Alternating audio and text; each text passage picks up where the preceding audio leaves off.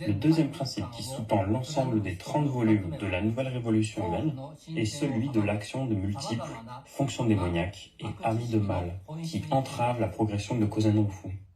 Kozen-Rufu est une lutte incessante entre le Bouddha et les fonctions démoniaques.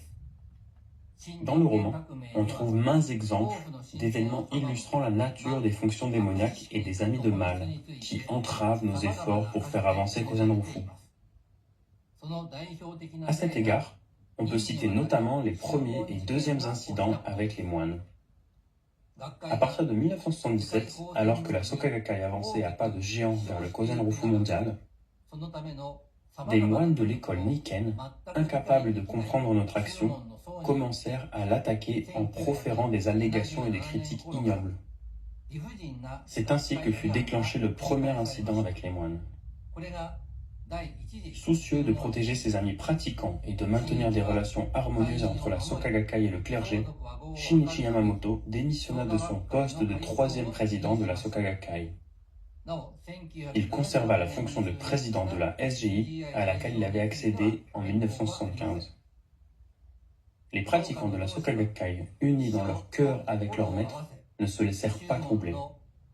Perçant à jour les complots malveillants de l'école Nikken, ils décidèrent, sur la base d'une ferme détermination, de réfuter ce qui est erroné et de révéler la vérité.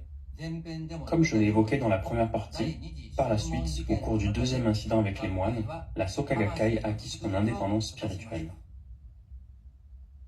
En définitive, la force motrice qui permit de surmonter victorieusement les épreuves de toutes sortes assaillant notre mouvement fut la foi résolue du président Ikeda.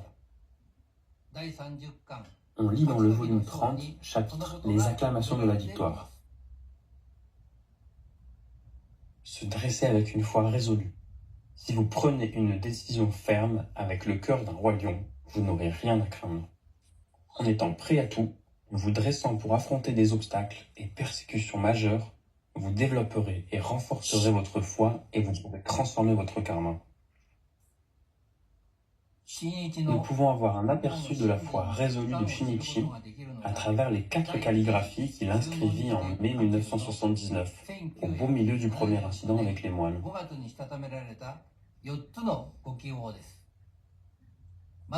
Les 2 premières sont intitulées « Grande montagne » et « Grand cerisier ». Celle que vous voyez actuellement sur l'écran est « Grande montagne ». En dessous de celle-ci, il a inscrit « Mes amis, je prie pour que votre foi demeure inébranlable dans la tempête ». Vient ensuite la calligraphie « Grand cerisier ». On y lit cette inscription « En priant pour que les pratiquants accumulent de merveilleux bouquets de bienfaits ».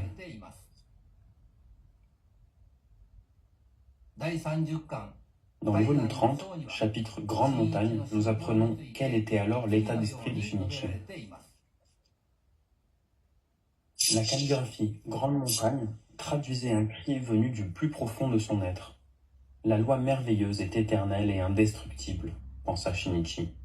Nous, qui gardons la loi merveilleuse et consacrons notre vie à Kozen-Rufu, possédons un espoir illimité.